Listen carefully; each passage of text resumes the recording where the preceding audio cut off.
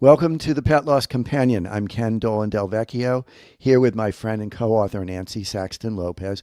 This is a program that we do live on YouTube on Thursdays from 6 p.m. to 6:30 Eastern, and then it's available on a whole bunch of different podcast outlets. And if you would like us to read your letter on the program, you can reach me at kenddv at gmail.com. You can reach Nancy at nancysaxtonlopez at gmail.com. There are a number of ways that you can support the program. They're all listed in the description. Also, we'd like you to know that we are connected to Dakin Humane Society, which is a great shelter and adoption program in Springfield, New Jersey, and one of the programs. Massachusetts. Oh God, why did I say that? Well, it Springfield, is in Massachusetts. There is in Springfield, New Jersey. Springfield, Massachusetts. I can't figure out if I still live in New Jersey or not, even though I've lived in Massachusetts for 13 years. Thank you for that correction. Springfield, Massachusetts, and this program. One of the programs that they offer is a pet loss support group over Zoom that I facilitate. It's on the second Tuesday of the month from 6 p.m. Eastern to 7:30 Eastern, and you can join from anywhere in the world, and there's no cost to you. The RSVP link is in the description.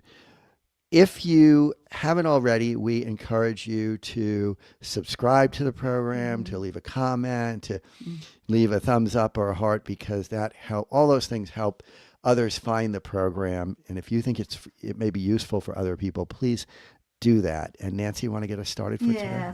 We have a story. Of course, we love telling the stories of all of these pet parents, these wonderful pet parents with their beautiful companion animals that have been lost. And so tonight we're going to share Melissa's story with her Rudy Blu. That's a great name, Rudy Blu. Hi, Ken and Nancy. I just wanted to share my story in hopes of helping myself and others heal. My boy, Rudy Blu, was my heart and soul. My husband and I moved from Kentucky to California in 2019 with the full plan to get him when we got there. We had been in contact with an Australian Shepherd breeder and had picked him out.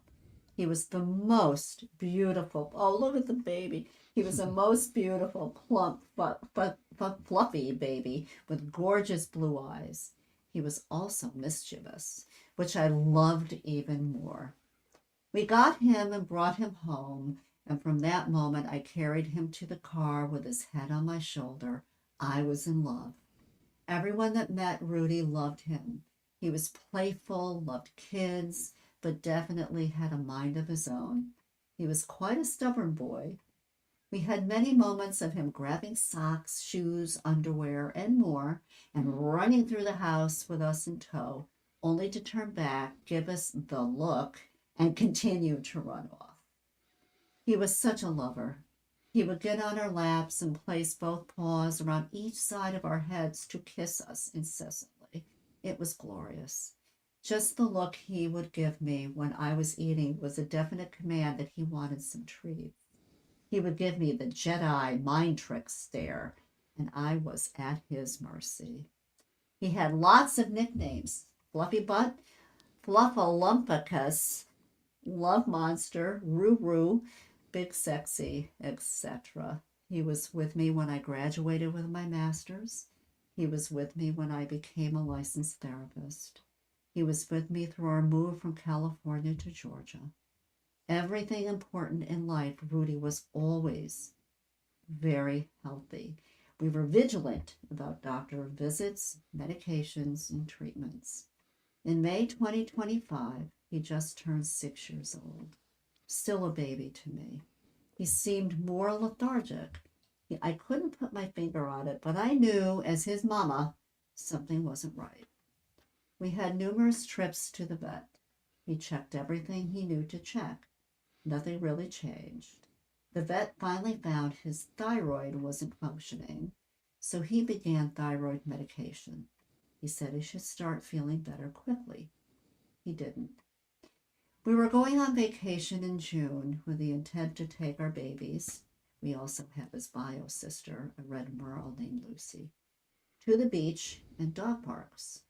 The day before we left, we noticed he had swelling in his face.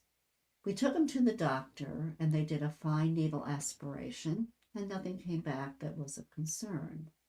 We asked if he could go on vacation with us, and he said it should be fine, but to let him do things as he felt like it. And if the swelling, which were lymph nodes, didn't go down, we may need to see a specialist. I was worried senseless. All through the trip, he was tired, drinking tons of water, and the swelling got worse. We didn't go anywhere but down the street from the Airbnb to eat. I couldn't travel very far from him due to worry and wouldn't take him on a hot beach when he wasn't feeling well. Needless to say, the whole troop was anxiety ridden due to worry over my baby boy. We got back the next weekend and was preparing for work. He dropped to the floor, almost as if he couldn't catch his breath and wouldn't move when we tried to get him up. It was terrifying. We rushed him an hour and a half to the nearest vet ER, and he was put on fluids, oxygen, and given meds. His temperature was 105.6, too high. I was scared out of my mind. We didn't know what was happening. The team decided to do some scans, blood work, and other necessary testing. The doctor came back and gently let us know that they found some masses in his chest, next to his heart, his stomach, and every lymph node was swelled. The ultimate diagnosis, lymphoma. I truly thought at that moment I would die. This was the love of my life, my baby. Our hearts and souls are connected. I can't live without him. I knew him and he knew me. I couldn't make it. My husband tried to comfort me, but nothing helped. The pain was excruciating. I cried so hard for so long, the staff was truly concerned. They offered everything they knew to comfort me. It didn't help. Next steps were to decide if we would do chemo or not. We always have carried health insurance for these reasons, and luckily our insurance covers 90% of treatment, so chemo was an absolute. He stayed overnight to make sure his fever was down and felt better. The next day, we picked him up to take him to the oncologist appointment.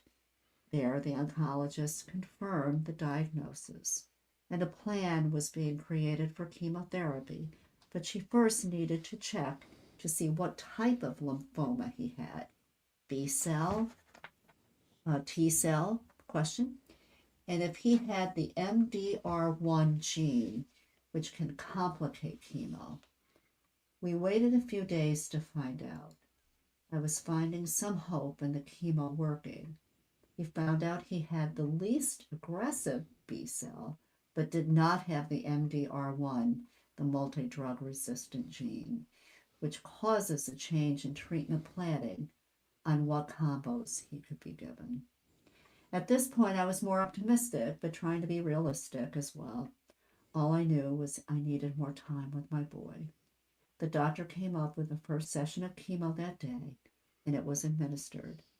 My husband drove Rudy to his oncologist 1.5 hours away every other week for his treatment. The first month, he was back to his normal self.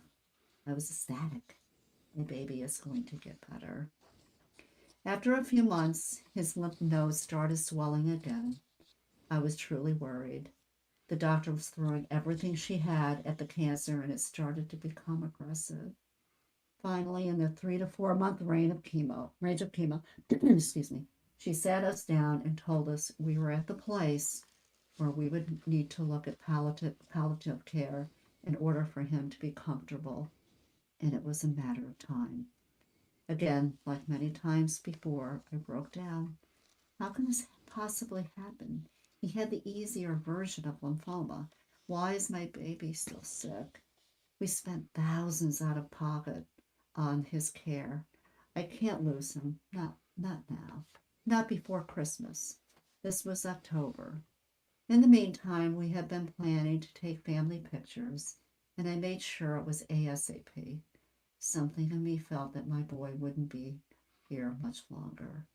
Rudy and Lucy had fun taking the pics, was playing with a photographer and treats afterwards. The next week, we were scheduled to go to a Tampa Bay Bucks game in Tampa. This is about a 3-hour drive from our home. So we loaded up our babies and headed out. Before we got to Tampa, he had another chemo treatment, and the doctor agreed to try some experimental meds. So we had a prescription to fill. Rudy seemed unusually uncomfortable and was moving around a lot in the SUV on the way there. We stopped frequently for potty breaks and to stretch legs. He seemed excited to be on a trip, but just wasn't himself. When we finally got to the Airbnb, he and his sister loved running around and playing in a new yard, but he couldn't play long periods of time, just intermittent play and drinking water constantly.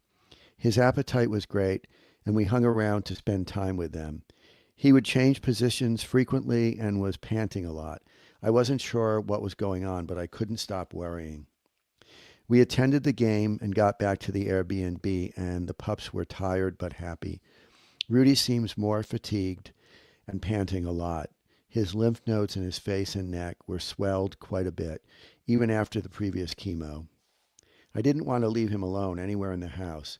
I would get him on the bed to sleep with us, but he was uncomfortable. He stayed for a minute or two, gave us some love, and then would jump down. He was restless. I didn't realize it then, but he was in more distress than was known. He would go in the living room and lie on the floor, but would lightly whine as if he needed something. I kept trying different things, taking him to potty, play with him, hold him, sleep on the couch with him, give him some treats. Nothing ever completely helped. It kept getting later and later into the night and early morning, and I was exhausted. We had a long drive and had planned to drop back by his doctor's office on the way in, so we needed sleep to get there safely. He kept whining, and no matter what I did, nothing worked. I was so stressed out that I couldn't soothe him. He kept whining, and I eventually closed the bathroom door for a few minutes just to get sleep. After a minute or so, my husband went to the living room to stay with him. In retrospect, I felt more guilt than I could ever feel in my life. I felt I turned my back on him. I've tried talking myself through it, but it's still a struggle. Finally, the next morning, he walked around outside some with his sister, and we loaded up. He was panting harder, and I was absolutely losing my mind. I called his doctor on the way, and she basically told us what we knew but didn't want to hear. It's time. I totally went under emotionally. I cried so hard in the car. I thought I would vomit. We had to stop a few times for potty breaks, and I stopped to get him a hamburger and treats for the time. I wouldn't stop waiting. I couldn't stop wanting to hold him close. We stopped at a gas station to fill up, and he got out of the SUV and potties and drank water, then sat down as if he couldn't get his breath. I broke down. At this moment, a group of ladies from a church outing came over to see Rudy. They talked about what a beautiful boy he was, and I broke down about what was getting ready to happen. This lady hugged me and prayed hard for me in that moment. I don't know how I would have made it if she hadn't. We finally got to the oncologist. She checked his vitals and told us he is expending all of his energy trying to breathe from the swelling in his nodes. We took him to the room in which would be his last. We spent time with him after they inserted the IV. I took him out back to potty again and just talked to him about how much I love him and I don't know how I can make it without him. He's my boy, my soulmate, my life. He seemed to understand how I was feeling and gave me a good face lick. After the time spent outside, we came back in and I stayed on the floor with him and held him, pet him, kissed him, and talked to him. He had his hamburger and some Oreo cookies prior to the IV, and and loved it. He was tired. I saw it in his eyes. We did everything possible to save him, to spend more years with him. It wasn't going to happen. I still can't believe he's not going to be here. I was still on the floor with my hand on him when she administered the chemicals. She checked him. He's gone, she said. I broke. It was so peaceful. He was calm with his family and was being held on his way over the Rainbow Bridge. I'm thankful for that. But when I say I grieved, man, I grieved. I stayed on the floor for the next hour holding him. I still remember telling him how much I love him and he changed my life. I will never have another Rudy Blu. I can love my other dogs, but no one is Rudy. When it was time to go, I just couldn't leave him alone. I asked someone to stay with him until he could be properly removed for cremation. I didn't want him by himself. My goodness, how I missed those kisses and hugs, those eyes, playing ball with him, all the moments he made it through with me. I will never not be without something of my boy everywhere I am, including a tattoo. I carry his fur with me and have numerous memorials. I just can't believe life goes on without him. I'm terribly lost without him. Rudy changed my life, and he will forever be part of my soul that's missing now.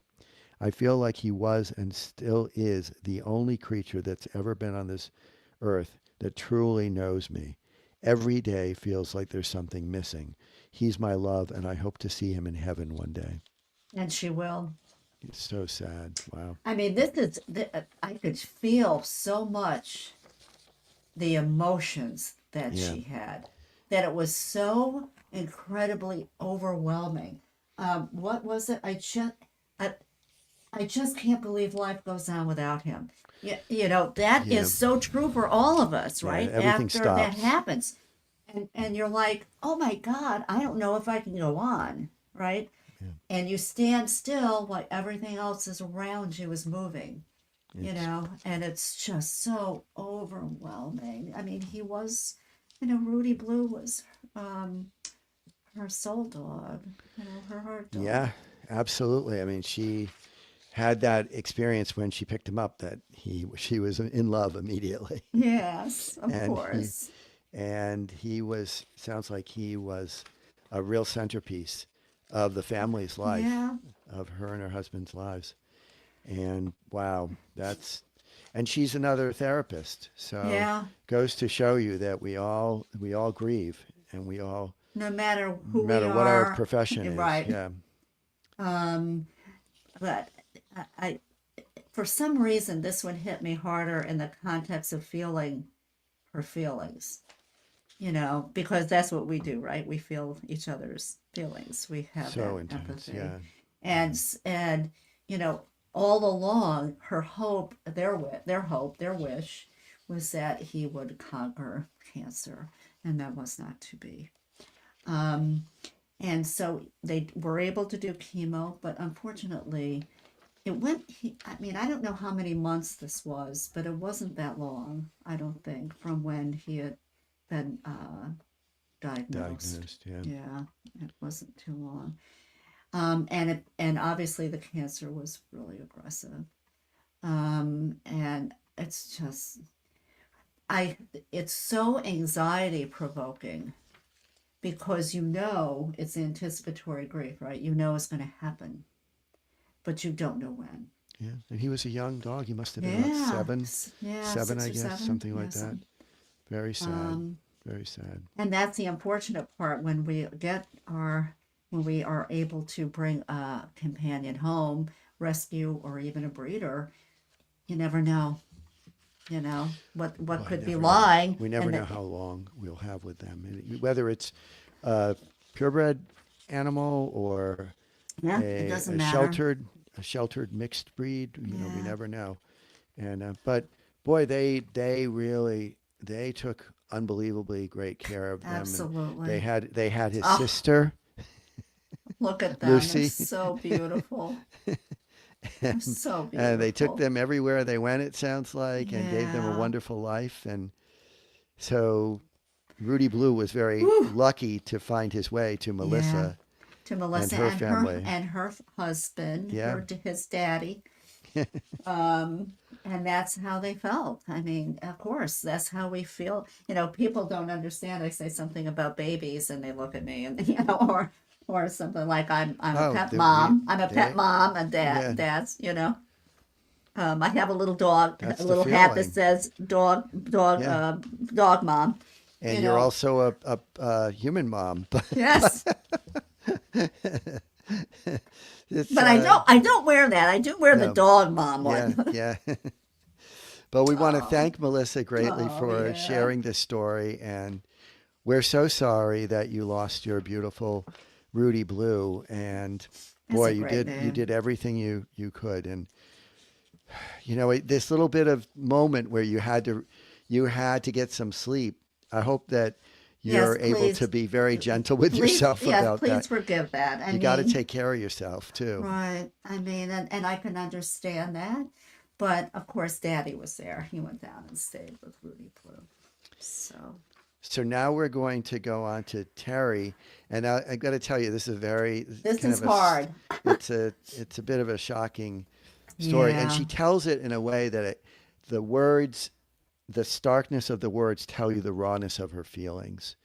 So here we go. Hi, both of you. I killed my ferret last Sunday. I was separating laundry a few days ago, and apparently my ferret climbed into a pile, which I picked up and put in the washer. I had no idea she was in there. I'm always so careful when I turn on appliances, open a door, etc., but for whatever reason, I apparently wasn't this time. She drowned, and I found her yesterday. I was searching for her everywhere for 2 days, but never thought to look in the washing machine. Not that it would have mattered, it was too late. She was the sweetest thing ever and had cancer, but was still living a happy life. People say, and she lists all the things that people have said, it wasn't your fault. And she rebuts the things Right. that people say. Yes, it was. My negligence in checking each piece of laundry was directly responsible for her horrific death. You didn't intend for this to happen. No, but the facts remain true. 99.999% of the time she had a great life. Yes, but that 0.0000 point or 0.0001% that ended in her death outweighs the other 99.9999%. She already forgives you. This cannot be true because that is ascribing human emotions and thought processes to an animal which is not capable of those things. She's waiting for you in heaven. The Bible does not say our animals will be with us in heaven, so people should not claim it is so. I do hope it is true so I can tell her how very, very sorry I am. I cannot live with the fact that my negligence directly caused my ferret to die, a very traumatic death. I'm trying to stop crying in front of my other animals because it causes them distress, but I can't help it. I cannot stop thinking about how terrified she must have been. I listen to the washing machine while it's running and wonder at which point in the cycle she died, and it's all my fault. I'm the only one responsible. She trusted me implicitly, and I failed her. I've had I've had many pets die over the decades. The grief is not the issue, but the guilt is killing my soul. Many labels have been given to me over the decades of my life: Christian, wife, mother, midwife, nurse practitioner, animal rescuer, etc. Now I have to add the woman who accidentally killed her pet in the washing machines. I currently have 3 ferrets, 2 parrots, and 1 cat. In the last year, I lost 1 cat of natural causes and now the ferret, Mia. Rescue is in my blood. I'm supposed to help them live the great life they deserve, which I have done until now. Now I've proven I cannot be trusted to keep them safe. There is no positive outcome with this story, but if you'd like to share it, feel free. Thank you for what you do. Sincerely, Terry. I'm glad she wrote this. She had to Yes, write it this way, right? Because that's exactly how she feels. that's exactly how she feels. And, it's to me, well, first of all, when I read her note, I said, when she said I killed my ferret last Sunday, the first thing I said was, I wish she could at least, and she puts this in later, but she doesn't really resonate with it. I wish she could put at least I accidentally killed Yeah. my ferret last Mhm. Sunday because she surely did not intend for this to happen. No. But her note is so powerful and so wrenching because it's Yes. so raw, as you said. I mean, Yep. she She lays lays it out out. all the You can't say anything the that will make rationales. her feel better, right? Yeah. Nothing. And Right. and the way I think about that is, it's good that she did all that. Yeah. And also, the one thing that I think will make this better for her is the perspective that time gives. That's Yeah. what I'm thinking. That she may have to repeat these things to herself many, many times about how, yes, it was my fault, and no, but the facts are true that I made it happen even though I didn't intend it to happen. And I think that over some time, though, she may come to, I hope that she comes to a place Some where kind she of says, peace. I'm not perfect. I know that I tried the best I could. I've obviously she's helped and saved many Many animals animals. and people. She's a Yes, midwife. She's a nurse practitioner. right. So she's a healer. That's what she does. And That's who she maybe, is. but maybe that's why this is so Oh, hard for her. I'm sure that's Yeah, why this is so that's hard got to be part of it. because the more conscientious Yeah, we are about the care that we give, the more likely we're going to just be incredibly distressed, particularly when we have an oversight. And one of the things I want Terry to know is she is not alone. We no, have had countless stories, of mostly of accidents. cats and kittens in the washing machine or in the dryer. It's Yeah, just, we have a moment of lack of attention and something like this something can happens. happen. And Th- there's nothing that we can say that or that she can say to herself Right. that's going to really take this away, but I do hope that she understands, that she gives herself at least the grace of understanding that she's a fallible human being. Yeah. Her intentions are always good. She is incredibly generous and helpful as a matter of course in her life and has been for a very long time. And this very unfortunate thing happened. Now there are two things I want to say to this because I did get back to her and I had to Hmm. think about it, because I respected where she was. By the way, Pope Francis and Pope Leo both said that animals have souls and go to heaven. So I wanted her to hear that. And the other thing is, remember, there was some time ago that I worked with someone and she had accidentally left her, and she was in the veterinary field, and she accidentally left her dog in the car Mm. in August. And We've heard I've this been story working too. with her, right? And what she said to me, because through that process of working with her, she got to a place looking at herself as a whole, and she says, I can't let this define my life. Hmm. Hmm. And I really liked that about what she Yeah, said, yeah, because she was then stepping back and say, of course she never would have intended to do this. yep, It was an accident, but she could give herself through a process that it she's still a human being that's good, that does good things, that takes care of animals, that takes care of her family, and that even though it really pained her, but that she was not going to let that define her. I do think that that's a very important thought for Terry to try on, Mm-hmm. that I am not going to let this define me because this is not this is not the entirety of my life by No. any means. I mean, her whole life is about giving care. Yeah. And she does an amazing job at it. Yeah, yeah. And this unfortunate thing happened for her And it's little also dog. great that she has these ferrets, which I'm Yeah. assuming it sounds like they're rescues from what she's Mm-hmm. describing, animal rescuer. And ferrets are not, not everybody is going to rescue a ferret. Right. And so They're cute she's little she's a guys, though. special, yeah, she's a special kind of caregiver. And I just hope that her heart I is know. healing from Yeah. this terrible loss that she had. And it was so important, Terry, for you to write this, and we respect that, and we hope that in stepping back and going through your grief journey and hearing us tell little Mia's story, that you can eventually get some peace with this. And also we invite people to comment on this and let us know if you relate to what Terry has described, Yeah. because I think it would be good for her to know that. I mean, we can always say we hear these stories all the time, but we really do. And if you've had this kind of experience, it would be maybe good to make a comment about it Mm-hmm. so that Terry could see that she's not alone in this. And Mm-hmm.